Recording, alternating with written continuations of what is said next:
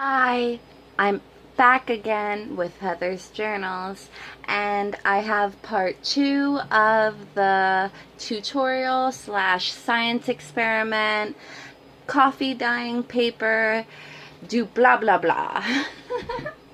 Okay, so this one's going to be a lot more simple, and I'm going to be doing a lot more in front of you. I'm going to try to get it done a lot quicker. This is just blank water, and I'm going to be adding some instant coffee to it, a generous amount of instant coffee to it. We're going to mix that up the best we can in a pan like this. Ha ha ha.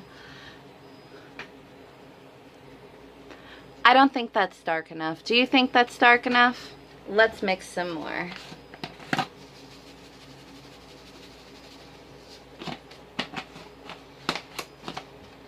Basically, what I like to do is make it very dark so I don't have to leave it in very long.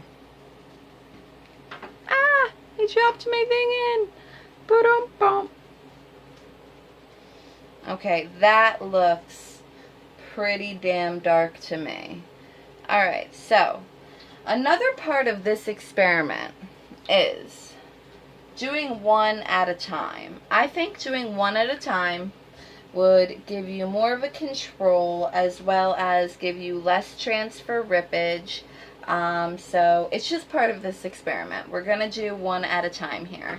So let me go ahead and, well, I think I'm going to show you this. A big reason for that is you notice in the last video we did multiple at a time, and a lot of different results came up. We have some with lineage, we have some that are plain, we even have some that look as if they were done all by themselves. Maybe not this one, I can't find it, but for sakes of keeping this video nice and short, we're moving on. This one, this is the one that looks like it could have been done all by itself. Alright, now that I got that out of the way. Okay, everything's all nice and mixed up. It's a very dark color. We're going to go ahead and add one piece of paper. Just one. We're going to make sure that it is completely submerged. You can already tell the different color between the last one. The last one was more green. This one's more of an orange, if you ask me. But for some reason, and I think maybe it's because my water is cold, there's still, what are those called? Coffee grinds. But it's fine. I did use instant coffee. Maybe I didn't wait long enough. I don't know. I used to have a lot of problems with coffee grinds in the past because I would use regular coffee all the time, and that's for a different video. But we're gonna put the one piece of paper in here. This isn't as dark as the last, so I'm gonna leave it in here a little longer. Until then, I'm gonna go ahead and, you know, jolly fart. What is it called? Quallywag, jollywag. I'm gonna go play around, and I will see you soon. This is experiment 2, by the way. We did 1 in my last video, and now we're doing 2. Lollygag! Still waiting. Just letting you know what you're up for in the future. I'm going to be throwing things in here like, you know, tickets. And I'll throw in here Cuttlebug cutouts. I'll put paper, and then I'll put Cuttlebug cutouts on top, and then more paper, and see what that does. We're going to be putting eyeshadow in here. We're going to be putting, you know, alcohol ink and food coloring all by itself. We're going to put alcohol itself in here, you know, like rubbing alcohol. I want to do so many experiments to see all the different things we can do to one plain white piece of paper. And then, when we're done with that, we're going to move on to dun dun dun dun dun dun dun dun dun dun dun dun dun dun dun dun dun dun pattern paper.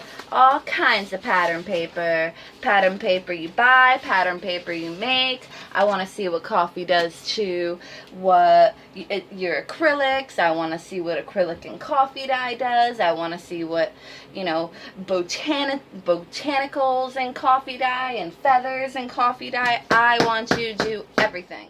So please stay tuned. So far, my favorite of the faves is spraying my paper with coffee. But I think after all these experiments, there might be a toss-up somewhere along the line. On a serious note, the last time you guys were with me, I was transferring my paper with, ooh, see my dirty.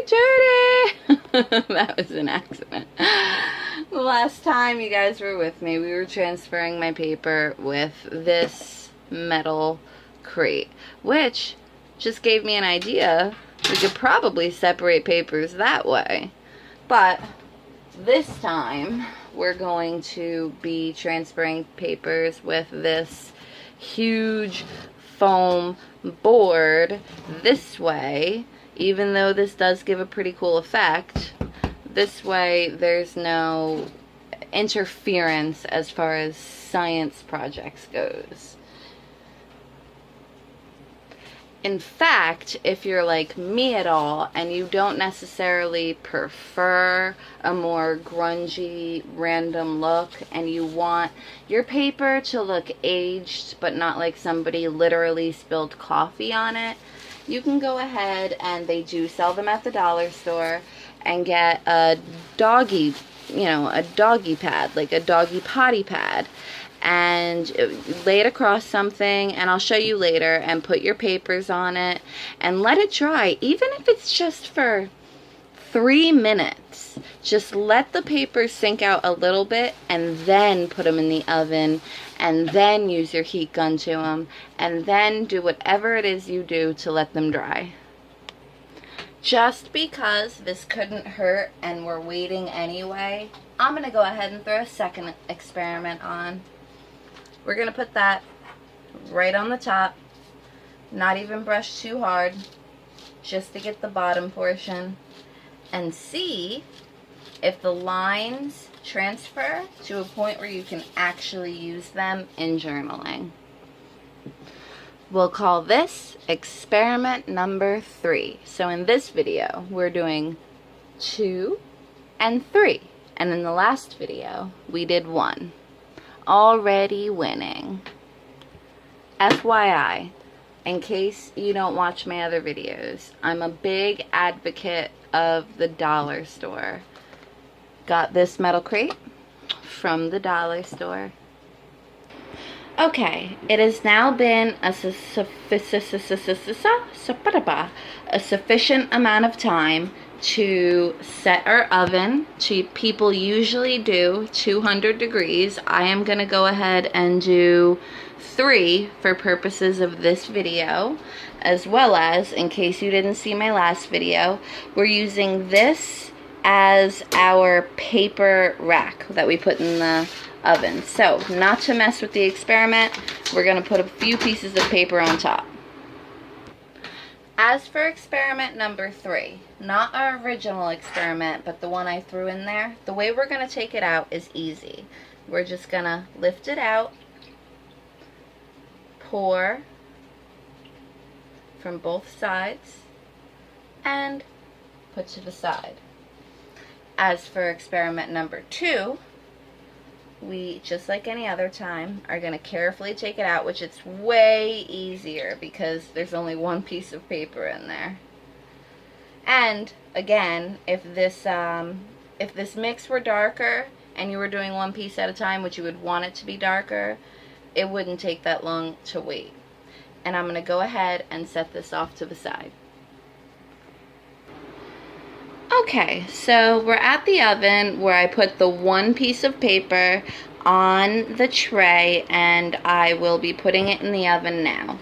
Because I haven't used it recently or anything like that, I'm not going to be using any mitts, but I strongly and seriously recommend and urge you to use a mitt or anything to guard you from the heat, or if you're a minor or young, please have a guardian or an elder help you do this. So I'm going to open up my oven and place it in. In the meantime, I am letting experiment number 3 sit on the rack, because the whole point of the rack is to try to create lines, and these would create the perfect lines, because in a junk journal, if you were folding them in half, here is where you would fold them, and the lines would be on each side.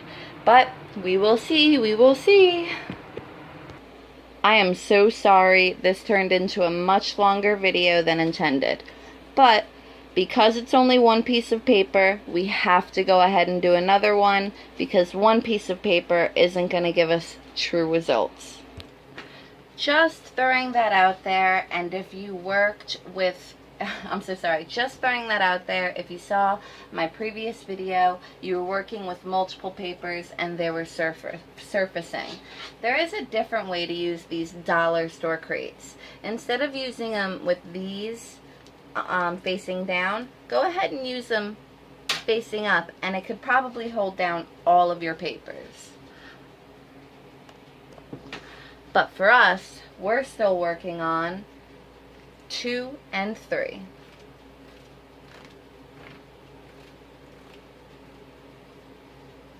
So let's go ahead and let these sit while the other ones bake.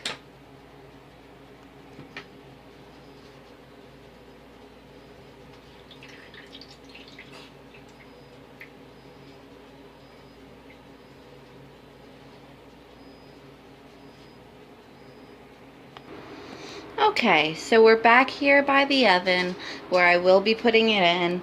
It is hot, so I'm going to put it in and I will get back to you soon.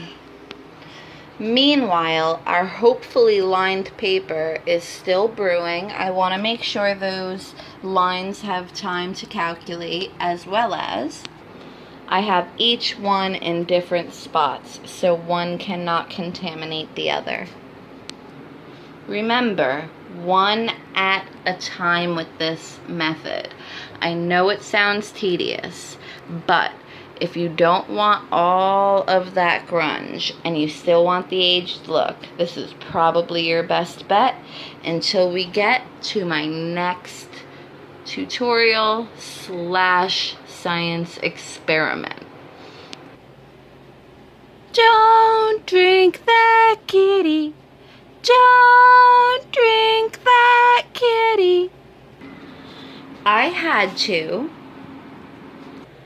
put a box over my last science experiment so my cat wouldn't drink it.